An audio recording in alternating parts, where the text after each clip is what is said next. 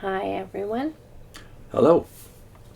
We are on 138 in the Proclaimer's book, still talking about growing in accurate knowledge of the truth. And here they're stressing their unique work, they say, of proclaiming God's kingdom. So we're about halfway through the subhead, God's kingdom, the only hope of mankind. So we'll just read the 5 paragraphs that constitute a page and then comment after.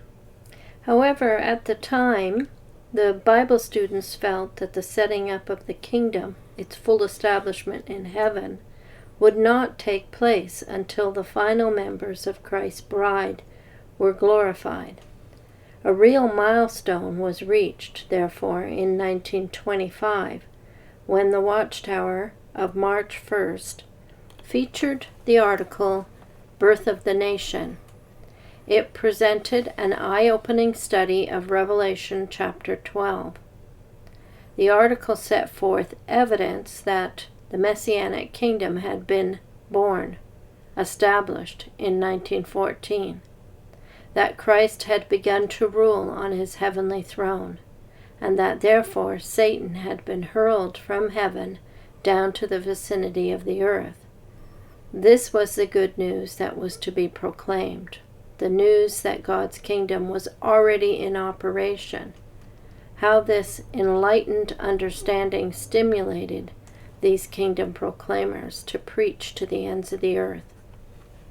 By every appropriate means, Jehovah's people gave witness that only God's kingdom could bring lasting relief and solve the deep-seated problems that afflicted humankind. In 1931, this message was featured in a radio broadcast by J.F. Rutherford on the most extensive international network that had ever been on air. The text of the broadcast was also published in many languages in the booklet, The Kingdom, the Hope of the World, millions of copies of which were distributed within a few months. In addition to widespread distribution to the public, special effort was put forth to get copies into the hands of politicians, prominent businessmen, and the clergy. Among other things, the booklet said, "The present unrighteous governments of the world can hold out no hope whatsoever to the people. God's judgment against them declares they must go down. The hope of the world, therefore, and the only hope, is the righteous kingdom or government of God, with Christ Jesus as invisible ruler thereof." That kingdom, they realized, would bring true peace and security to mankind. Under its rule, the earth would become a real paradise, and sickness and death would be no more. The good news of God's kingdom continues to be central to the beliefs of Jehovah's Witnesses. Since the issue of March 1, 1939, their principal magazine, now published in over 110 languages, has borne the title, The Watchtower Announcing Jehovah's Kingdom. But before the kingdom rule would transform the earth into a paradise, the present wicked system would have to go. How would that be accomplished? Now, they leave that for next time, the war of the great day of God the Almighty. This is a great example. This whole page is a great example of what we said in the very first Proclaimers video way back a couple of years ago, which is, it's a masterpiece of propaganda the way this book is written. Here you've got them mentioning several of their key dates, 1914, 1925, 1931, without actually dealing with the way it was in those years. For instance, they're making it into one coherent, glorious narrative of their new light and how they have been brave in forthtelling this new light that they have received. I think it's incredible that they would say that 1925 was a real milestone, when if you've read the books from that period, or the millions was what was being preached, millions now living will never die. Well, that was a false prophecy. Why would that be a milestone year for you? You got new understanding, new light.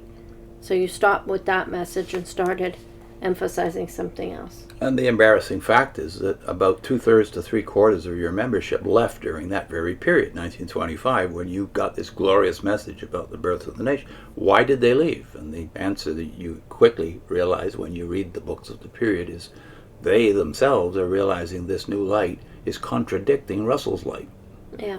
And They've they're there changed. for Charles Taze Russell, not for J.F. Rutherford. He's not the faithful slave. He's not even claiming that Russell isn't. He's saying Russell is, and you have to be loyal. But on the other hand, we have these new things that I have these new things because his book is on, his name rather is on the books, right? Including the Millions book. Yeah. And So the Harp of God. the other incredible thing is they use the word evidence, but they don't give you any evidence. The evidence is that we state it. We state that the Messianic kingdom was born in 1914. So that's evidence. But what did they teach at the time about that? Russell had taught, and they continued to teach, that the kingdom was born in heaven in 1878. So they're not even telling the truth about what the message was. Yeah. This is not a completely new idea. This is an old idea given a new date. A new date. The idea of the invisible presence has been there since the beginning and before the birth of the Watchtower in 1879. The other, like you just said, though, that the key thought here that they get totally wrong is the meaning of the word witness. So just as they misunderstand what evidence is in a Hebrew court of the Old Testament, evidence meant what people who had seen and heard could tell you about a given. They could testify. Well, we didn't see or hear anything to verify this proclamation. No, an invisible presence, in both cases, 1879, about 1874, their original idea, 1874, invisible presence, and the 1914 one are generated not by things your eye saw, but by false prophecies that you have now to reformulate somehow and recast. It's just a new theory.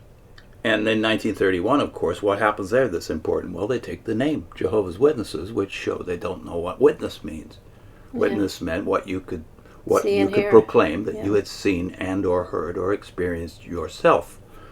And this message of an invisible king, which they say their gospel is, they say that's what we preach about the kingdom, is Christ Jesus is an invisible ruler thereof. That's in the paragraph in the middle of page 139. If that's your message, then you have a false gospel as well as a wrong concept of witness and evidence. Because the question has to be asked, did the early church talk about an invisible king? Did the Old Testament testify to the coming of an invisible king? And did the New Testament testify to an invisible king? No, they thought that Christ would visibly come again and he would be the ruler. Now, some realize that his visible coming leads to heaven.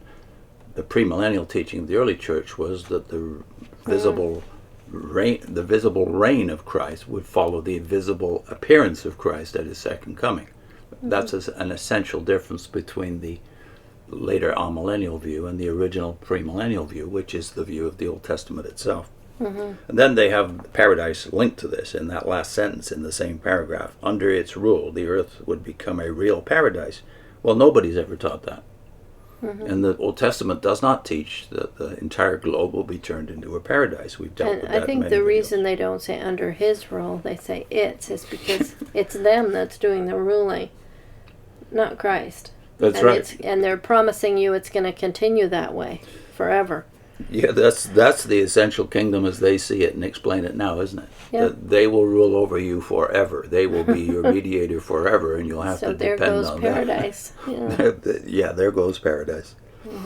So during this entire period of 2531, what are the books you're publishing? Well, just from in the 1931 area that they're bragging about here, notice they only mention a booklet, The Kingdom, the Hope of the World. But what are they publishing that they're distributing door to door at this period?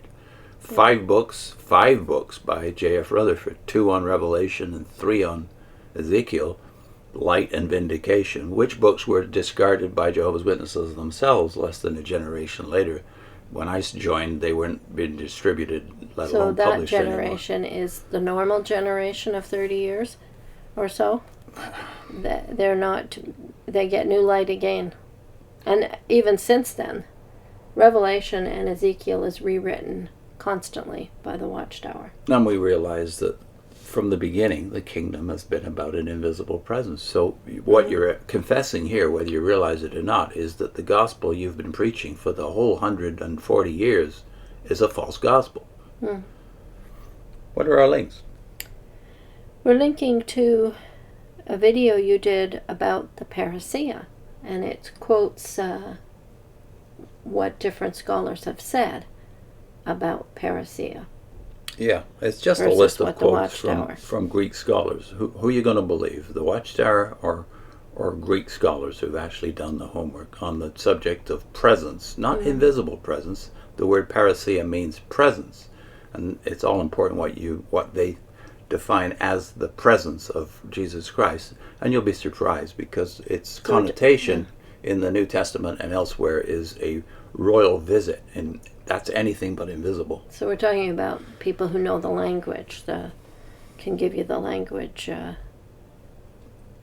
what the meaning of the word is in the language, right? And we're also going to put on the Kingdom playlist. I think that's well over 100 videos by now. Yeah. So you can see the full range of problems with the Watchtower's kingdom concept versus the Bible's kingdom concept. And if you want the document of those quotes, they're available as well on onewonders.org, our website. Yeah, just look for parousia in the PDF archive of onewonders.org. See you next time. Thanks for watching.